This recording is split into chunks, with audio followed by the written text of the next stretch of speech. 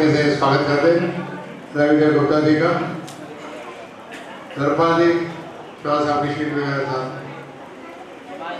Summer भी डालो थैली में। भाई जी रविंद्र जी का स्वागत करते हैं। आपका हार्दिक स्वागत अभिनंदन। 30 मिनट के लिए विमलेश बंसल।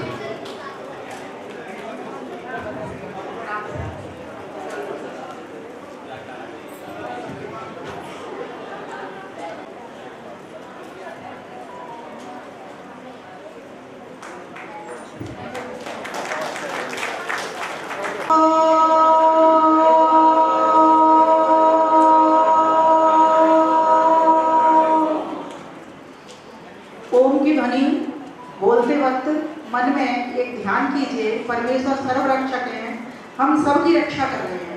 इस भावना को मन में बिठा करके फिर लंबा गहरा सांस भरते हुए ओम की ध्वनि मेरे साथ बोलेंगे।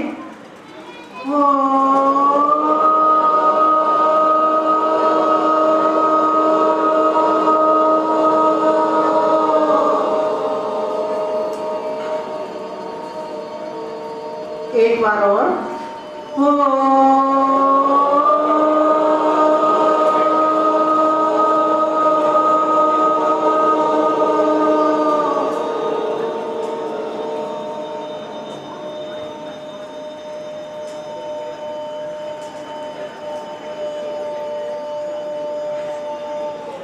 बहुत बढ़िया।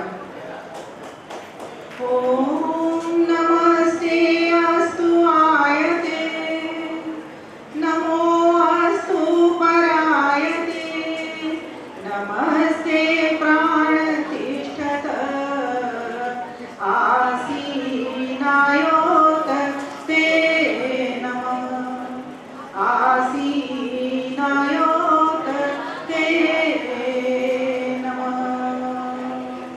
ओम शांति शांति शांति। केंद्रीय आर्य परिषद की 46वें स्थापना दिवस के अवसर पर आज राष्ट्रीय आर्य बुद्धिजीवी सम्मेलन में उपस्थित, जिनकी सन्निधि में, जिनके कुशल संचालन में यह कार्यक्रम हो रहा है, हमारे इस परिषद के अध्यक्ष डॉक्टर अनिल आर्य जी एवं भामाशाह के रूप में हम सभी के समक्ष प्रतिष्ठित उपस्थित मंच पर आदरणीय ठाकुर विक्रम सिंह जी एवं साथ ही उनके समीप बैठे अंतर्राष्ट्रीय कवि आदरणीय सारस्वत मोहन मनीषी जी,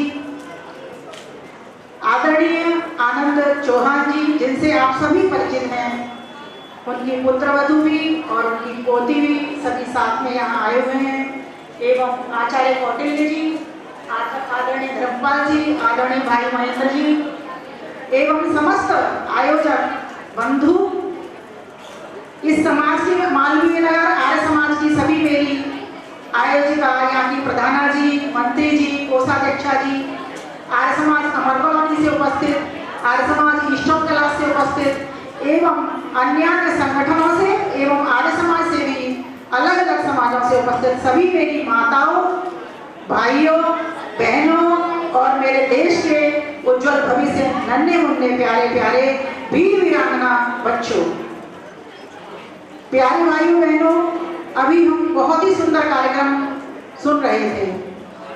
इससे पहले हमने हमारी राजनेता बांसुरी सुराज जी को सुना, बहुत अच्छी बात बता करके कहीं, शायद वही बात आज हमने दूसरे ढंग से आदरणीय ठाकुर विक्रम सिंह जी से भी सुनी कि हमको वीर तो होना ही होगा, और ये वीरता के जो आधार रहे, ज्ञान के जो आधार रहे, वो हमारे महर्षि देव दयानंद सरस्वती। आज उन्होंने भी अपने वक्तव्य में महर्षि दयानंद के बारे में, चूंकि आर्य समाज में थी वो, और दूसरी बात ये हमारा सभी का गर्व भी है, हम सभी को इस बात पर कि हमें सबसे पहले तो आर्यावर्त में जन्म मिला, दूसरा हमें ऋषि दयानंद मिले। ऋषि दयानंद अगर हमें नहीं मिलते तो आज हम वेदों की ओर नहीं बढ़ पाते। इसीलिए उन्होंने जो नारा दिया, वेदों की ओर लौटो, क्यों दिया ये नारा बहनों? इसीलिए ये नारा दिया कि हमारी हानि हो रही थी, हमारी गौ माता की हानि हो रही थी, हमारी बहनों की, बेटियों की हानि हो रही थी, हमारी संस्कृति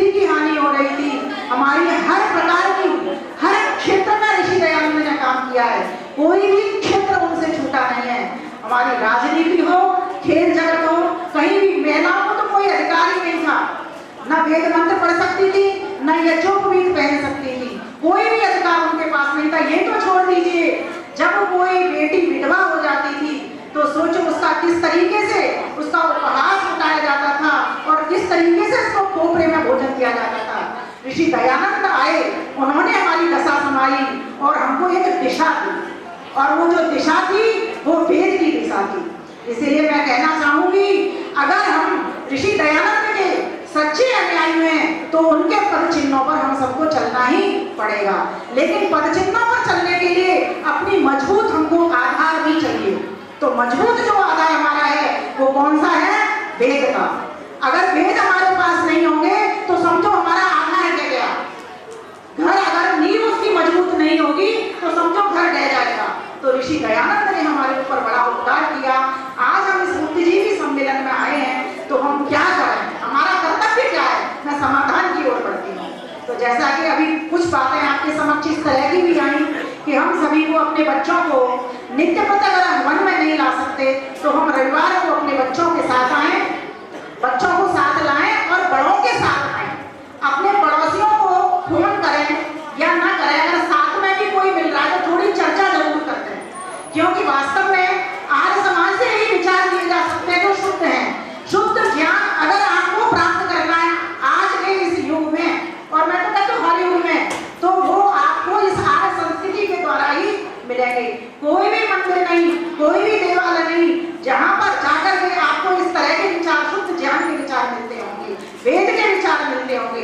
वेद हम सबका मूल है और इस मूल को अगर हम नहीं बचा पाए, अपनी संस्कृति को अगर हम नहीं बचा पाए तो ध्यान रखना हमारी ना बहन बचेगी ना बेटी बचेगी। फिर हमारे बच्चों के ऊपर आप भरोसा मत करना। फिर जैसा बुढ़ापा हमारा कट रहा है ना, हमको बच्चे कहाँ छोड़ के आते हैं? वृद्धाश्रम में भेज देते हैं। क्यों? क्योंकि हमने भी घर नहीं छोड़ा, तो उन्होंने सोचा ये छोड़ते नहीं है तो चलो हम ही वृद्धाश्रम में। हमारे यहाँ तो एक व्यवस्था थी, आश्रम व्यवस्था, वानप्रस्थ आश्रम की व्यवस्था थी। उस वानप्रस्थ आश्रम का आज हम वर्णन नहीं कर रहे।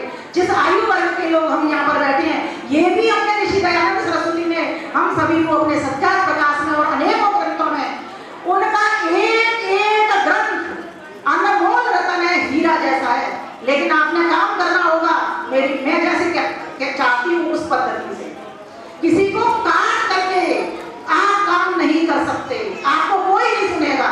हाँ, अगर चाहते हो तो उसको ज्ञान बांट करके, मीन्स ज्ञान भी विनम्रता के साथ दे करके, हमारी प्रस्तुति थोड़ा अगर हमारा ऐसा होगा तो जरूर वो लोग हमसे जुड़ेंगे। हम जाते हैं, बहुत सारे लोग दुनिया भर में गोवर्धन की परिक्रमा करते हैं, बहुत सारे लोग वैष्णो देवी के मंदिरों में जाते हैं। हम नहीं कहते तुम मत जाओ, हमारा क्या काम है? हमारा काम है अपनी वैदिक संस्कृति को वहां तक पहुंचाना। अगर हमने ये कह दिया ये गलत है मत जाओ, तो कोई भी हमारी बात को नहीं सुनेगा।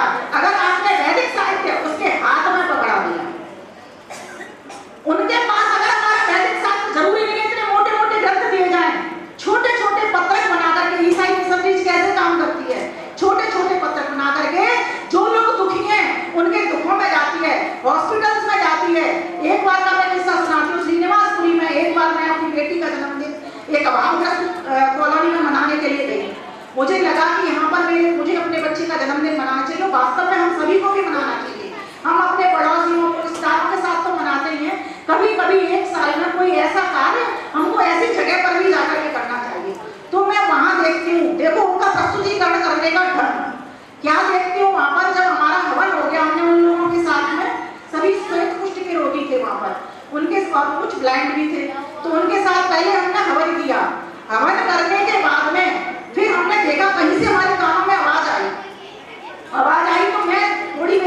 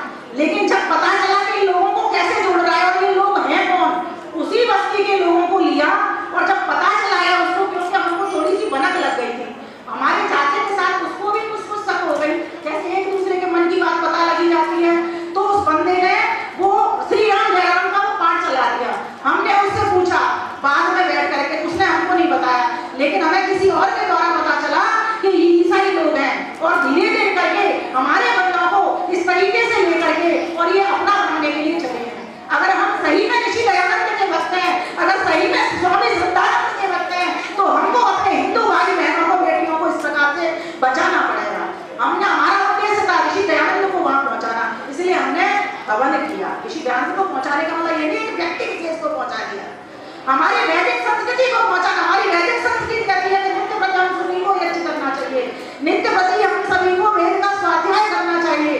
तो भाइयों बहनों, अगर हम चाहते हैं तो छोड़ना सीखिए। मेरे साथ एक शब्द दोहराइए, हम बोलिए, हम छोड़ना सीखेंगे। अब आप कहोगे क्या छोड़ना सीखेंगे? तो बोले हम त्याग करना सीखेंगे।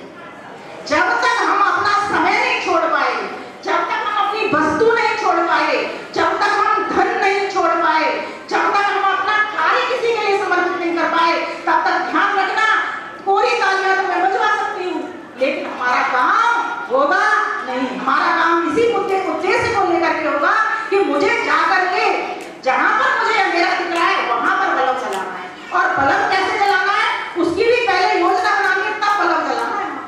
ऐसे ही जाते के साथ ही आपको बल्ब भी नहीं कोई डालने देगा कि ये क्यों जला रहा है, उसके मन में भी बहुत सारी बातें होती है जैसे हमारे मन में भी होती है। इसलिए अगर हमको प्रस्तुतिकरण करने का ढंग आ गया तो लोग हमको सुनेंगे। और हमारा उद्देश्य क्या है? प्रणवंतो विश्वमार्यम। प्रणवंतो विश्वमार्यम कैसे होगा? जब अज्ञान का नाश होगा, जब अंधेरे का नाश होगा, जब प्रकाश होगा। लेकिन अंधेरे को कहो अंधेरा हट जा, अंधेरा भाग जा, अंधेरा भागेगा? बोलो, नहीं भागेगा। लेकिन अगर आपने पावर का बल्ब जला दिया तो अंधेरा स्वतः भाग जाएगा, रहेगा ही नहीं। इसीलिए हमको किस प्रकार से काम करना होगा आर्य समाजियों को? हम सभी आर्य समाजियों को इस तरह से काम करना पड़ेगा, अपना पावर का बल्ब हमको जलाना पड़ेगा, हमें वेद का बल्ब जलाना पड़ेगा। वैदिक संस्कृति को, उद्देश्य को याद रख करके कि भगवान कृष्ण कैसे थे, भगवान राम कैसे थे। भगवान कृष्ण का कार्य ही ऋषि दयानंद ने किया। ध्यान देना, कृष्ण भगवान ने क्या किया? कृष्ण भगवान ने आतंक का सफाया किया। और आतंक कौन करता है?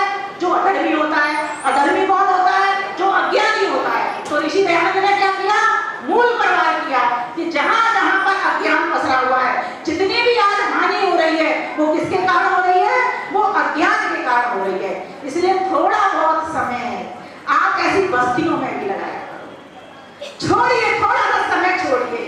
किसी को आवश्यकता है, अगर मेरा हिंदू भाई बहन आ रहे हो तो खास कर संपत्ति को जोड़ लो।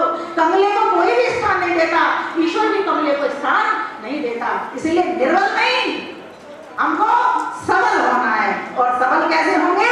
जब हम अपनी संस्कृति पर चलेंगे। बातें मेरे पास बहुत सारी है, लेकिन समय की अपनी सीमा है। ईश्वर की मेरे ऊपर कृपा है, गुरुजनों का मेरे ऊपर हाथ है, और समस्त विद्वत मंच जिनसे हम नित्य पद प्रेरणा पाते रहते हैं। कुछ कवि की भी झलक इधर से मेरे पास किरण भी आ रही है, तो मैं अपनी बिना कविता पाठ के मैं जाने पाऊंगी। तीसरा मेरा शब्द था तोड़ना सीखिए। किसको तोड़ना है? कृष्ण ने किसको तोड़ा? अधर्म को तोड़ा, आतंक को तोड़ा, उग्रवाद को तोड़ा, अलगाववाद को तोड़ा। ये तोड़ना जब तक हमको आ जाएगा तो समझ लेना हम अपनी संस्कृति की सुरक्षा कर लेंगे। तो इस प्रकार से आइए कुछ पंक्तियां मैं आपको समर्पित करते हुए बोलती हूँ। मनीषी भाई, ओ भारत के शेरों जवानों दलेरों, तुम्हें आज माने का वक्त आ गया है। ओ भारत के शेरों जवानों दलेरों, तुम्हें आज माने का वक्त आ गया है। गरज को मिटाने का वक्त आ गया है, फर्ज को निभाने का वक्त आ गया है।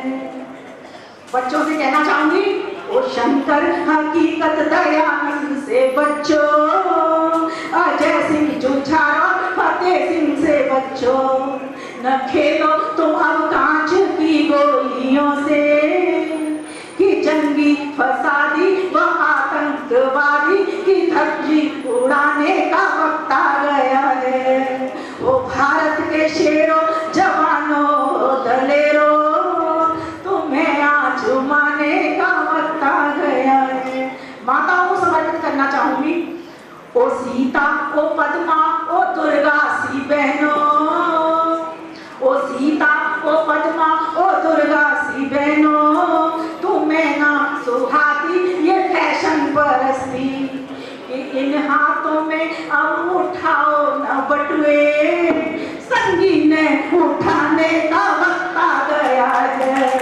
ओ भारत के शेरों जवानों दलेरों, तुम्हें आज माने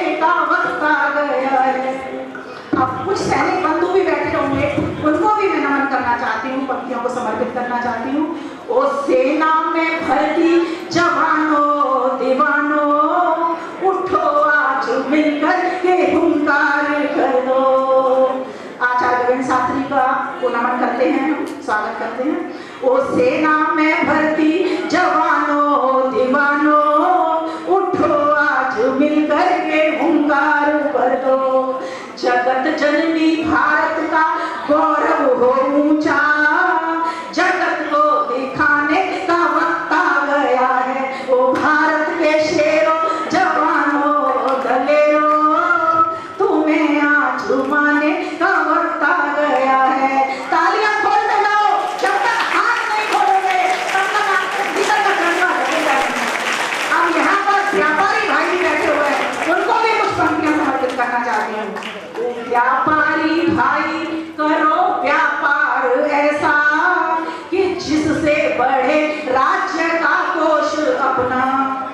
मिलावट गिरावट कपट झूठ छोड़ो, कि नेकी कमाने का वक्त आ गया है। ओ भारत के शेरों जवानों दलेरों, तुम्हें आज माने का वक्त आ गया है। गरज को मिटाने का वक्त आ गया है, फर्ज को निभाने का वक्त आ गया है। अब आप सभी समस्त प्यारी जनता को भी समर्पित करना चाहती हूँ। ओ जनता जनार्दन उठो अब तो जागो, कि बल संगठन में जगत को दिखा दो। क्या मिटा करके आपस के सब रगड़े झगड़े, माँ भारती को बचाने का वक्त आ गया है। ओ भारत के शेरों जवानों दलेरों, तुम्हें आज झुमाने का वक्त आ गया है। गरज को मिटाने का वक्त आ गया है, फर्ज को निभाने का वक्त आ गया है। यहाँ हमारे यहाँ पर आचार्य कौटिल्य जी भी बैठे हुए हैं और ठाकुर विक्रम सिंह जी भी बैठे हुए हैं, उनको भी समर्पित करती हूँ। ओ भारत की नैया के हे कर्णधारो, ओ भारत की नैया के हे कर्णधारो, उठो आज अपने फर्ज को पहचानो। कि चाणक्य की जो कुटिल कूटनीति, कि चाणक्य की जो कुटिल कूटनीति, चलने चलाने का वक्त आ गया है। ओ भारत के शेरों जवानों दलेरों, तुम्हें आज झुमाने का वक्त आ गया है। यहाँ पर हमारे पास विद्वान जन सभी पंडित जन भी बैठे हुए हैं, उनको भी मैं कुछ पंक्तियां अंतिम पंक्तियां समर्पित करना चाहती हूँ। ओ पंडित पुजारी पुरोहित पुरोधा, आदरणीय ठाकुर विक्रम सिंह जी, ये मत समझना सिर्फ आप ब्रह्मा साहब ही हैं, आप बहुत बड़े विद्वान हैं, पंडित भी हैं। आदरणीय आर्यदेव रवि भाई जी बहुत बड़े विद्वान हैं, बहुत अच्छी अच्छी कथाएं करते हैं। ओ पंडित पुजारी पुरोहित पुरोधा, जगो आप खुद फिर जगत को जगा दो। प्रभु की शरण का पकड़ लो सहारा, जगत को जगाने का वक्त आ गया है। ओ भारत के शेरों जवानों दलेरों, तुम्हें आज झुमाने का वक्त आ गया, तुम्हें आज झुमाने का वक्त आ गया है, तुम्हें आज झुमाने का वक्त आ गया है। सभी को धन्यवाद करती हूँ, मंच को नमन करती हूँ, आदरणीय आर्य जी को नमन करती हूँ। वास्तव में अगर ये मुझे ना कहते तो मेरा आगमन नहीं होता, आपके दर्शन भी मैं नहीं कर पाती और विद्वजन का आशीर्वाद भी मैं नहीं प्राप्त कर पाती। सभी को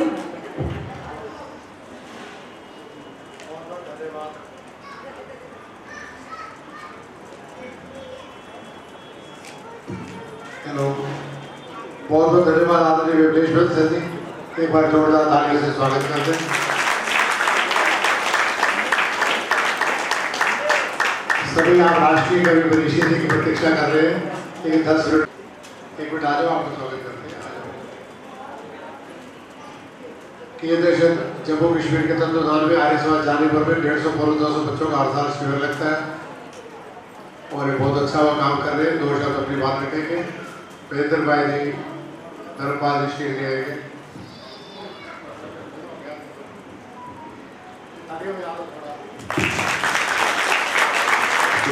बोलना तो आता नहीं है, माइक पहली बार ही पकड़ा है, लेकिन फिर भी अनिल जी का धन्यवाद करता हूँ कि उन्होंने इस लायक समझा कि हमें यहाँ पे आमंत्रित किया और ये माइक पकड़ा दिया कि बोलने का अभ्यास कीजिए।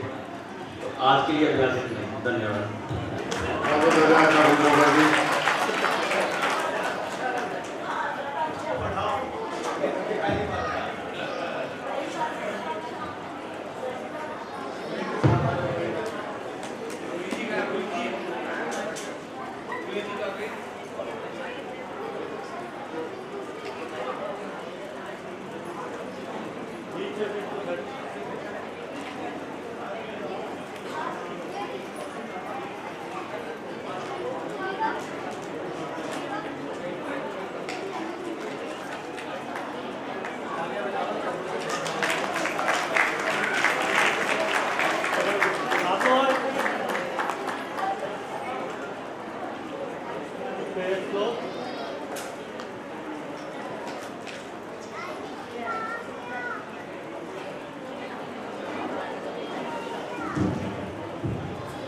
इससे पहले कि मनीषी जी आए, आर्य रविंद्र गुप्ता जी से प्रार्थना करूँगा 5 साल मिनट के लिए अपना आशीर्वाद दे दें। फिर मनीषी जी, आर्य रवि देवी 5 साल मिनट के लिए अपना आशीर्वाद। आज मेरा सौभाग्य है कि मैं अपने प्रिय मित्र सारस्वत मोहन मनीष जी के सानिध्य में और हमारी बेटी विमलेश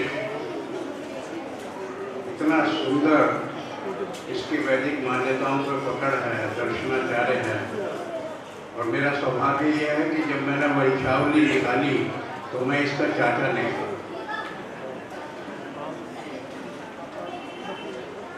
ठाकुर विक्रम सिंह जी हम सबके लिए प्रेरणा के स्रोत। मंच पर गवेंद्र जी हैं, हमारे युवा वैदिक विद्वान हैं। समझिए कि आर्य समाज का भविष्य। और अनिल आर्य जी के लिए तो जो भी शब्द बोलूँ वो थोड़े रहेंगे, क्योंकि जहाँ न होता हो विश्राम आर्य युवक परिषद। अगर ईश्वर ने कितनी ऊर्जा दी है इस व्यक्ति को, एक कार्यक्रम समाप्त होता है, दूसरे कार्यक्रम का निमंत्रण आपको चलते हुए मिल जाता है। ये साधारण विषय नहीं।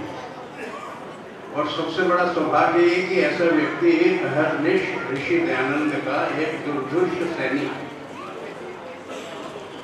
तो जो ऋषि की सेवा में हो, ऋषि का सैनिक हो, वो हम सबके लिए वैसे भी प्रणम्य है और आदरणीय है। तो मैं अनिल जी के लिए भी अपनी ओर से अपने आदर सूचक शब्दों का प्रयोग करता हूँ। साथ में उनकी सहधर्मिणी जो कि उनकी शक्ति है। कोई भी शिव बिना शक्ति के शिव नहीं होता, वो शव हो जाता है। तो मैं उनका भी अभिनंदन करता हूँ। और इसके अतिरिक्त अनिल आर्य जी के जितने भी सहयोगी हैं और जितने आर्यपीठ दल के बच्चे हैं, उनको मैं अपना आशीर्वाद देता हूँ। बंधुओं, आज हम यहाँ पर राष्ट्रीय आर्य बुद्धिजीवी सम्मेलन के निमित्त एकत्र हैं। जब हम आर्य शब्द बोलते हैं तो समाज के अंदर एक बड़ी भ्रांति हो जाती है। हर व्यक्ति जैसे ही आर्य शब्द बोलता है तो वो आर्य समाजी की बात है। हमको ये समझना तो बहुत आवश्यक है। हमको क्या मतलब, सारे हिंदू समाज को समझना आवश्यक है कि 1875 में ऋषि दयानंद ने आर्य समाज की स्थापना की। और भारत की जो संस्कृति है वो तो श्री राम से चली आ रही है। श्री राम भी आर्य थे, श्री कृष्ण भी स्वयं को आर्य ही लिखते थे। और उसके बाद में कुछ बौद्ध लोगों ने बौद्ध समाज बना तो महात्मा बुद्ध भी स्वयं को आर्य लिखते थे, महावीर स्वामी भी स्वयं को आर्य लिखते थे। तो ये आर्य वर्त है और आर्य परंपरा है, तो उसका आर्य समाज तो एक छोटी सी पाठशाला है। और अगर इसको और भी स्पष्ट करूँ, लोग कहते हैं हिंदू और आर्य ये क्या अलग अलग संबोधन है। ये अलग अलग संबोधन नहीं है शब्दों, समाज का एक संज्ञा रूप में नाम मिल गया किसी भी कारण से हिंदू, जबकि वेदों में उसकी चर्चा नहीं है। और आज हमारा प्रचलित नाम हिंदू है, पर हिंदू तो संज्ञा है, आर्य विशेषण है। हम सबका ये प्रयास है, ऋषि दयानंद की हम पे यही कृपा है कि उन्होंने वेदों की ओर हमको वापस उन्मुख करके आर्य बनने की अनिवार्यताएं बताई कि आर्य बनने के लक्षण क्या हैं और आर्य बनने के बाद आपके जीवन में बदलाव क्या है। तो हम आर्य बने, हिंदू तो हम ही। बार बार ये होता है कि हिंदू राष्ट्र बनाएंगे, हिंदू राष्ट्र ये पहले से ही, इसको बनाना क्या है? इस हिंदू राष्ट्र की अस्मिता को जगाना है। आर्य समाज की जब स्थापना की बात आती है, मैं बहुत ही संक्षेप में अपने विचार रखना चाहता हूँ आप लोगों के बीच में, क्योंकि बहुत वक्ताओं को सुनना है। जब ईश्वर की उपासना या भक्ति की या लोग पूजा की बात करते हैं तो उसके दो मार्ग होते हैं, या तो ज्ञान मार्ग होता है या भक्ति मार्ग होता है। जो ज्ञान मार्ग है वो किसी भी विषय को अच्छी तरह से समझ के हृदयंगम करके स्वयं पे अपने मन में उसके बारे में एक दृढ़ विश्वास और सारे समाज को उसके बारे में प्रेरणा। ये कब होता है? जब मेरा विश्वास सत्य पे आधारित दृढ़ विश्वास होता है। और जब मेरा कोई सुनी सुनाई बात पे विश्वास होता है तो वो अंधविश्वास होता है। और वास्तव में हम सब आर्य समाजियों के लिए भी ये अभीष्ट है, क्योंकि हम लोगों ने स्वाध्याय की परंपरा को खुद छोड़ दिया है। विमलेश कितनी सारी पुस्तकें लिखती है, मैं उनको पढ़ता भी हूँ, पता नहीं आप लोगों ने कितना ने पढ़ी होंगी। हम में से प्रत्येक व्यक्ति को अपने 24 घंटे में आधा घंटा स्वाध्याय में अवश्य लगाना चाहिए। और किस लिए लगाना चाहिए? कि हम लोग अंधविश्वासी ना रह जाएं। मंच से किसी भी आर्य विद्वान ने कोई बात कही और आपने मान लिया कि हाँ बस ये सत्य है, ये तो अंधविश्वास है।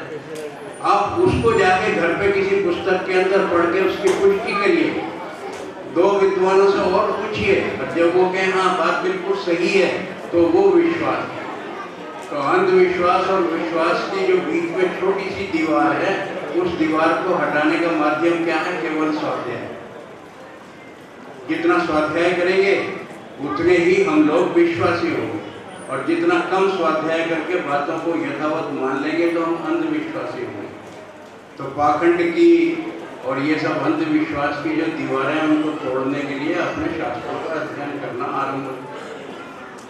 और जब वेदादि शास्त्रों का भी आप नहीं अध्ययन कर सकते क्योंकि बड़ा कठिन विषय लगता है, तो कम से कम छोटे छोटे जो ऋषि दयानंद ने लघु ग्रंथ लिखे हैं, जिसके अंदर सबसे श्रेष्ठ ग्रंथ जो सबसे छोटा है, आर्योद्देश्य रत्नमाला, आर्यों का जीवन का क्या उद्देश्य है और उसके लिए जो रत्न महर्षि दयानंद ने 100 सजा के एक माला के रूप में हमको दिया, इतना बड़ा उपकार दिया, हम कैसे अभागे हैं। मैं आपके सदन में अगर हाथ उठवाऊं तो शायद आर्योद्देश्य रत्नमाला भी जो छोटी सी 10 पृष्ठ की पुस्तक है, उसको भी मुझको लगता है कि 90% लोगों ने नहीं पढ़ी होगी। तो हम गंगा के किनारे बैठ के भी अगर स्नान नहीं करते हैं तो अभागे तो हम स्वयं। तो मैं आप लोगों से ये अनुरोध करता हूँ, बुद्धिजीवी सम्मेलन जब ही सार्थक होगा जब हम अपने बुद्धि के अनुसार जीने का प्रयास करेंगे। बुद्धिजीवी 2 ही तरह के होते हैं, या तो वो जो अपनी बुद्धि के कारण अपनी आजीविका चलाते हैं, वो तो पाखंडी भी हैं, लेकिन जो बुद्धि के अनुसार अपने जीवन यापन का संकल्प लेते हैं वो वास्तव में बुद्धिजीवी होते हैं। तो ये जो ज्ञान मार्ग है आर्य समाज का, ऋषि दयानंद की कृपा, हम इसके ज्ञान मार्गी बन के अनेकों सब प्रकार के जितने अंधविश्वास है उनसे मुक्त होके एक ऐसी क्वालिटी लाइफ जी रहे हैं। उस क्वालिटी लाइफ को हम केवल अनुभव कब कर सकते हैं? जब अपने किसी पौराणिक संबंधी या मित्र के साथ बात करें। वो 100 तरह की वर्जनाओं में बंधा हुआ है, एक प्रकार का कैदी है, और हम क्या हैं? एक प्रकार के उन्मुक्त पंछी। ये ऋषि दयानंद की कृपा को हम न भूलें। अब हम ये समझने का प्रयास करें आर्य समाज की स्थापना ऋषि दयानंद ने क्यों की। ऋषि दयानंद जिस समय से उन्होंने देखा भयंकर पाखंड है, भयंकर कुरीतियां हैं, इतना ज्यादा कि उनके हृदय की जो व्यथा थी वो व्यथा बीज रूप में आर्य समाज के प्रसव का कारण है। यहाँ बहनें बैठी हैं, उनको मालूम है प्रसव वेदना क्या होती है। और जब प्रसव वेदना के बाद में जब वो किसी शिशु को जन्म देती हैं तो कितना आनंद और आह्लाद का अनुभव होता है। तो समझिए ऋषि दयानंद की जो हृदय की व्यथा थी वो बीज रूप में फूट के आर्य समाज के रूप में इस सृष्टि के अंदर अवतरित हुई।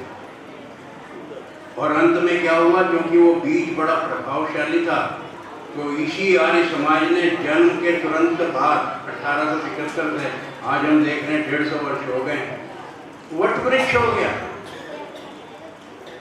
ऐसा वट वृक्ष हो गया है कि यही नहीं पता लगता कि उसकी मूल जड़ कौन सी है।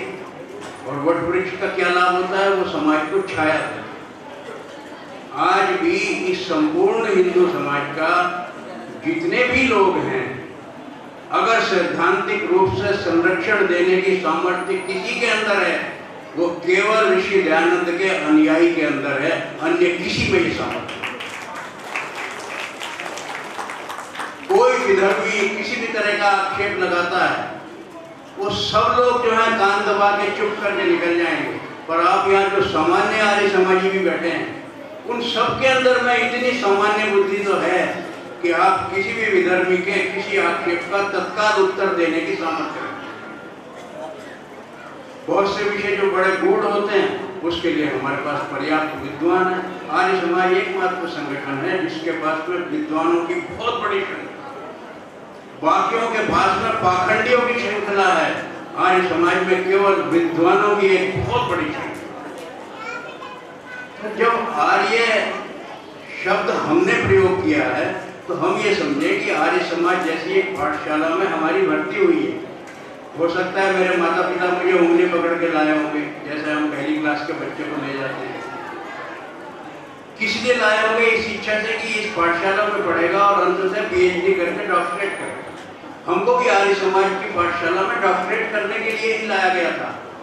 हम में से कितने PhD करने के निकट आए हैं या PhD करने की अभी परिस्थिति में है, ये हमको विचार करना है।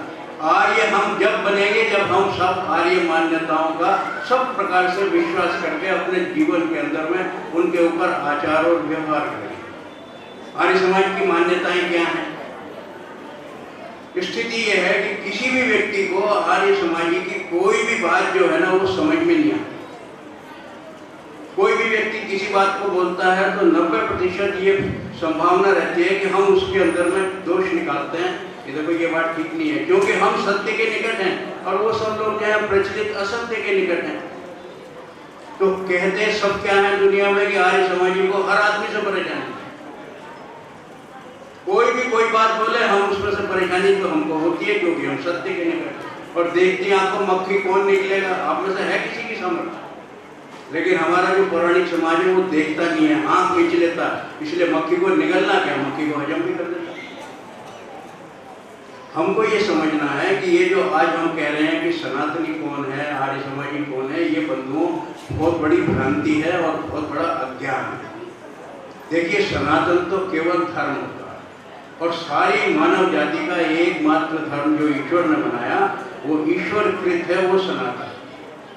तो सनातन कौन सा हुआ? जो सृष्टि के आदि काल में परमात्मा ने मनुष्यों के कल्याण के लिए बनाया, वो धर्म है, योनि का धर्म है। मनुष्य योनि का एक धर्म मानव। उसके बाद में बहुत सारी हमने पंथ बना दिए, मत बनाए तो मतांतर भी बना दिए। तो मतांतर जब होंगे तो विद्वेष भी होगा और युद्ध भी होंगे। तो लोग कहते हैं मजहब नहीं सिखाता आपस में बैर रखना। अरे मजहब ही तो सिखाता है बैर रखना, और सिखाता कौन? किसी जिहादी से आपका बैर क्या है? सिर्फ मजहब का बैर है। तो मैं आप लोगों से अंत में दो ही प्रार्थना करके अपनी वाणी को ग्रहण करूंगा। अपने अंदर गर्व का अनुभव कीजिए कि जीवन के किसी काल में हमारे माता पिता या हमारा कोई परिचित या हमारा संबंधी आर्य समाज से हमारा परिचय करा दिया। इस जीवन ने, इस संपर्क ने, आर्य समाज के संपर्क ने, जैसे पारस मणि से लोहा भी सोना बन जाता है, ये हम लोगों के जीवन का अवसर है कि हम वैदिक मान्यताओं का प्रचार और प्रसार उसके लिए अपने आप को एक मिशनरी के रूप में डेवलप करें, जैसा मेरी बेटी ने विमलेश ने स्वयं को किया। बहुत परिश्रम किया। ये हमारे लिए एक प्रकार की आदर्श वो है महिला। हम सबको इस प्रकार से स्वाध्यायशील होकर वेदों की बनाई हुई मान्यताओं के ऊपर में विश्वास करना और उनके ऊपर आचरण करना अपने जीवन का ध्येय बनाना है।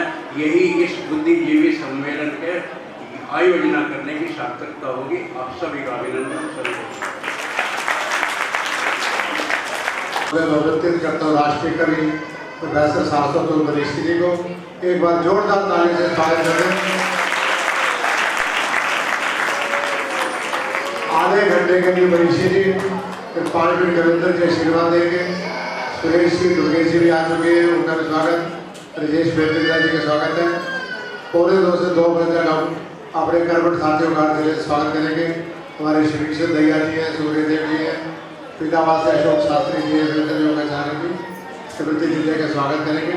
अब आधे घंटे के लिए मनीषी जी और आप मनीषी जी का स्वागत दुर्गेश जी, सुरेश जी, धर्मपाल जी, कविंदर जी, परिषद की टीम कर दें। 12-4-5 जाओ। राजेश बेतरिया जी आ जाओ, कृष्ण दैया जी आ जाइए। कवियों का जितना अच्छा स्वागत करोगे उतना ही अच्छा कवि जो साथ घर के लेके जाना वो यही जाना।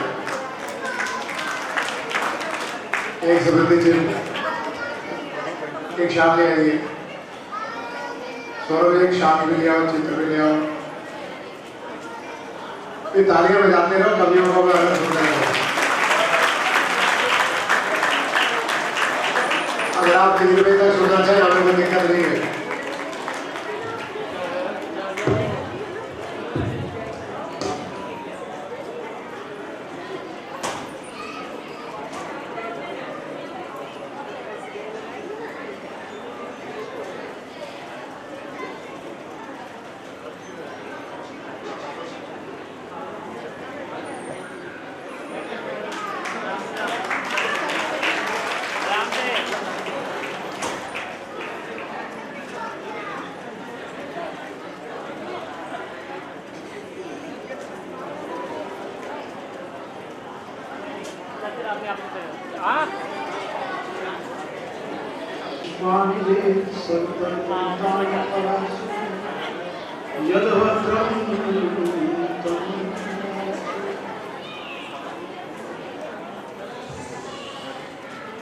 आदरणीय,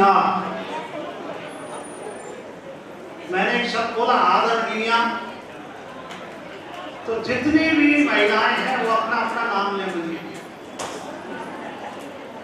आदरणीय जितने भी पुरुष हैं, बच्चे हैं, वो सब अपना अपना नाम लें। मैं सभी को थोक में प्रणाम करता हूँ, क्योंकि संबोधन करूंगा तो पूरा समय बिना शक्ति के भक्ति भावना पंगु अधूरी है। बिना शक्ति के भक्ति भावना पंगु अधूरी है। सब अपने हाथ साथ लाए हैं, जरा एक बार उठाओ। कल्पना करो कि 2 गद्दारों की हमने गर्दनें पकड़ रखी और उनके सिर बजा रहे। बजाओ तालियों से। हाँ, बिना शक्ति के भक्ति भावना पंगु अधूरी है। बिना शक्ति के भक्ति भावना पंगु अधूरी है। और दूसरी पंक्ति में देखना कहां तक पहुंचा रहा हूं। बिना शक्ति के भक्ति भावना पंगु अधूरी है। आज बांसुरी नहीं सुदर्शन चक्र जरूरी है। बिना शक्ति के पंगु अधूरी है। बिना शक्ति के भावना पंगु अधूरी है। आज बांसुरी नहीं सुदर्शन चक्र जरूरी है। मैं देखो वाद्य यंत्रों के साथ नहीं चल सकता, मेरी मजबूरी है, क्योंकि ये है सुर और मैं हूं असुर। क्योंकि कहा गया है निरंकुशा ही कवया, कभी निरंकुश होता है, उस पर किसी का अंकुश नहीं। अरे मंडप में जब तक हाहाकार नहीं होता, अरे मंडप में जब तक हाहाकार नहीं होता, चक्कू बच्चू में जब तक भागा पार नहीं होता,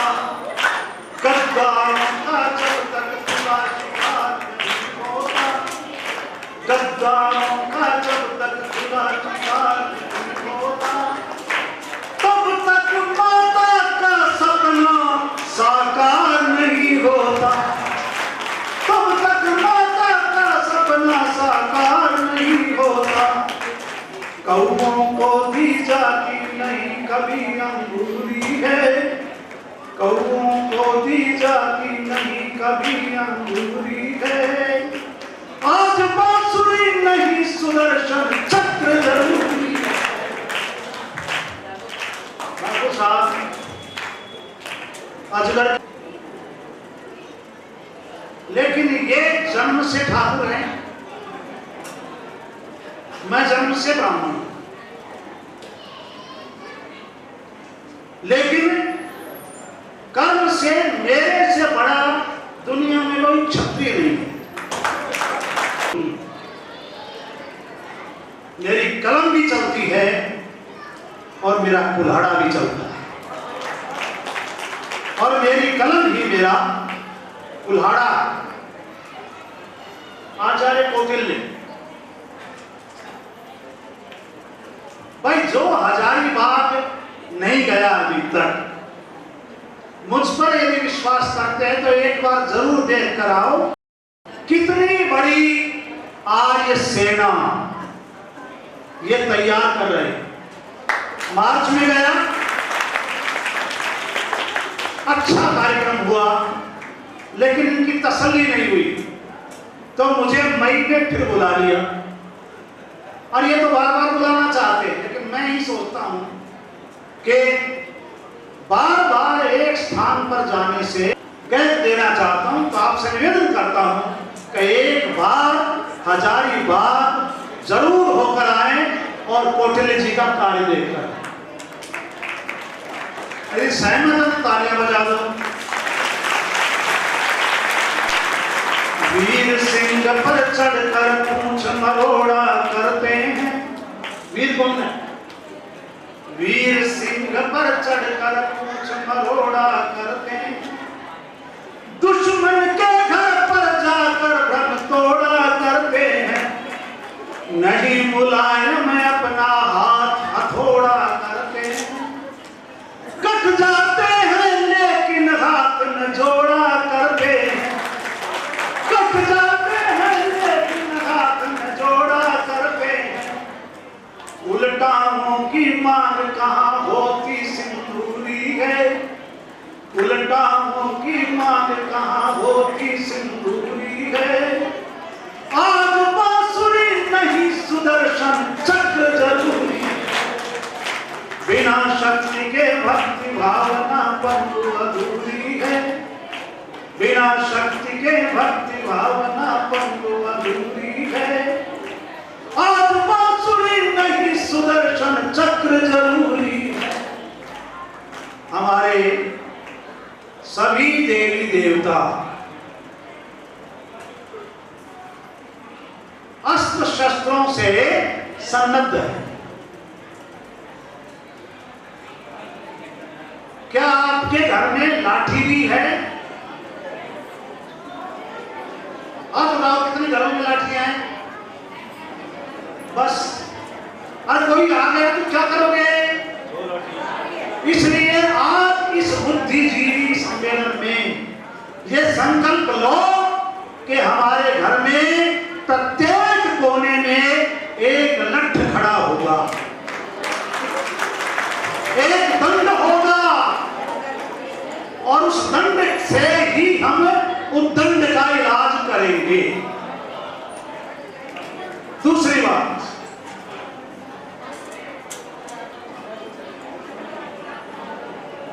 दो पंक्तियां और सुनाता हूं। बेटे बैठ जाओ, शाबाश। ये हमारे देखिए कमांडो आ गए। मंदिर मंदिर संग अखाड़ा हो जाए। दूसरा पॉइंट दे रहा, मंदिर मंदिर संग अखाड़ा हो जाए तो संस्कृति का याद पहाड़ा हो जाए।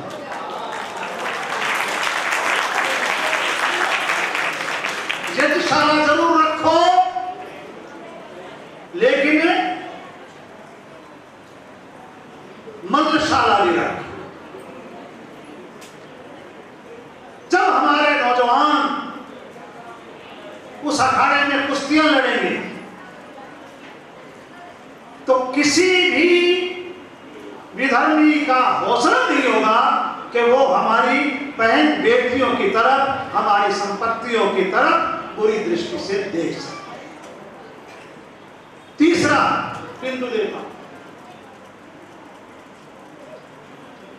मेरा एक सपना भी है और कोई चलाना चाहे तो आज ही मेरे पास एक फोन आया कि बरेली के पास हमारा एक मित्र है, वो 3 एकड़ जमीन और 5 लाख रुपए एक गुरुकुल चलाने के लिए देना चाहते हैं। किसी का मन में हो रविंद्र जी चलाओ, रजिस्ट्री करवा दूंगा। 3 एकड़ जमीन और 5 लाख रुपए, छोटी बात नहीं है। गांव गांव में गुरुकुल होगा। दूसरी पंक्ति को संभालना, गांव गांव में गुरुकुल होगा, तब ही भारत रघुकुल होगा। गांव गांव में गुरुकुल होगा, तब ही भारत रघुकुल होगा। कसे कसाए वीर मिलेंगे, कहीं न कोई थुल थुल होगा। गांव गांव में गुरुकुल होगा, तब ही भारत रघुकुल होगा। एक कविता सुनाता हूं। हंसना भी जरूरी है, रोना भी जरूरी है। बंदा सारे दिन हंसता ही हंसता रहे तो क्या होगा?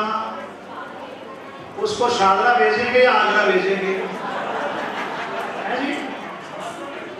इसलिए हंसने के स्थान पर हंसो, रोने के स्थान पर रो, और कोशिश करो कि हम तो हंसे लेकिन हमारे ऊपर कोई ना हंसे।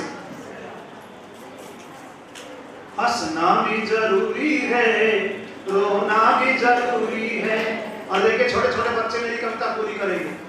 हंसना भी जरूरी है, रोना भी जरूरी है, जगना भी जरूरी है, सोना भी जरूरी है।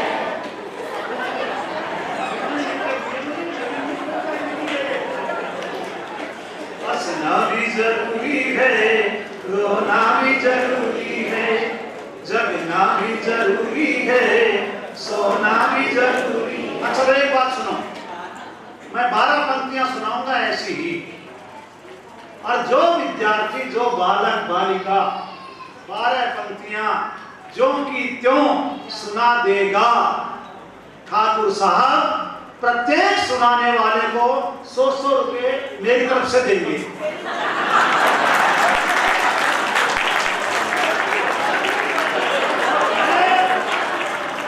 अपना ये प्रतीक चिन्ह उसे भेंट करूंगा, इसलिए ध्यान से सुनना। हंसना भी जरूरी है, रोना भी जरूरी है, हंसना भी जरूरी है, रोना भी जरूरी है, जगना भी जरूरी है, सोना भी जरूरी है, पाना भी जरूरी है, होना भी जरूरी है, पाना भी जरूरी है, होना भी जरूरी है, खेतों में बंदूकें बोना भी जरूरी है, खेतों में बंदूकें बोना भी जरूरी है। और मैं बेकार में अपनी कविता सुना रहा हूं नालायक श्रोताओं को। चौथी पंक्ति इतनी बढ़िया कही कि खेतों में बंदूकें बोना भी जरूरी है, और ताली नहीं बजाई। इसका मतलब आपके सिर के ऊपर से वो पंक्ति गुजर गई। 7 वर्ष का एक बालक अपने पिता के साथ खेत में जाता है, अपने पिता को गेहूं बोते हुए देखता है और पूछता, पिताजी तुसी की कर रहे हो? बोले ए लड़की दो, मैं कणक बो रहा। बोले क्यों? बोले एक दाने दे बदले बहुत सारे दाने होंगे। बोले रुको, कणक ना हो, बंदूक हो। एक बंदूक दे बदले बहुत सारी बंदूक होंगियां, ते असि ठा ठा करते हुए अंग्रेजां मारो। बताओ वाला कौन था? शहीद आजम सरदार भगत सिंह। तो ताली बजनी चाहिए थी ना, लेकिन अब किस्मत में नहीं आई। ये पंक्तियां किसको याद हो गई? हाथ उठाओ। हाँ, अब तो याद रखना इसको।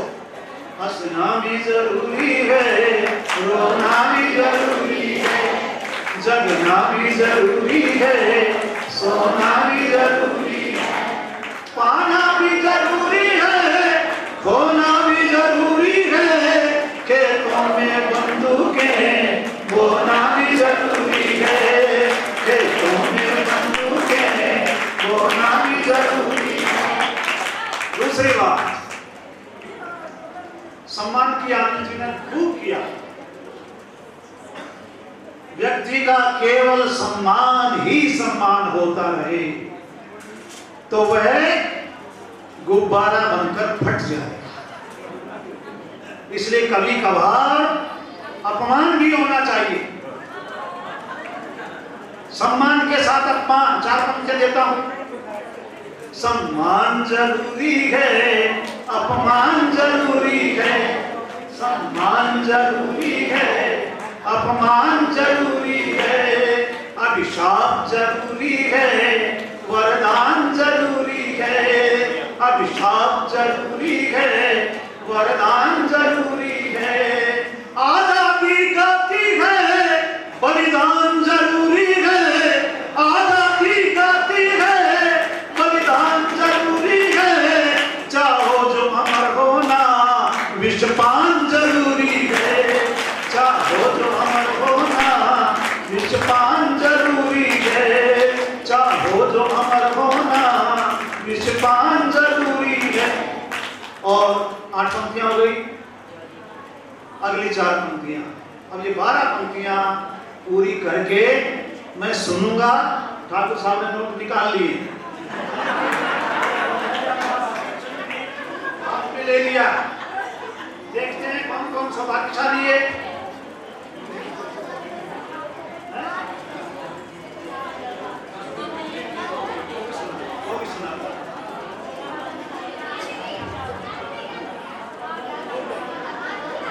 मस्तक भी जरूरी है, चंदन भी जरूरी है, मस्तक भी जरूरी है, चंदन भी जरूरी है, खुशियां भी जरूरी हैं, आंगन भी जरूरी है। ऋषिराज कहा करते हम भुला ही क्यों बैठे, ऋषिराज कहा करते उसको क्यों भुलाया है, खंडन भी जरूरी है, बंधन भी जरूरी है, खंडन भी जरूरी है, मंडन भी जरूरी है, खंडन भी जरूरी है, मंडन भी जरूरी। और इस बुद्धिजीवी सम्मेलन में एक बात और कहता हूं, एक हाथ में सत्या प्रकाश रखो और दूसरे हाथ में लठ रखो, सब ठीक हो जाए। अनिल जी ने मुझे आदेश दिया है,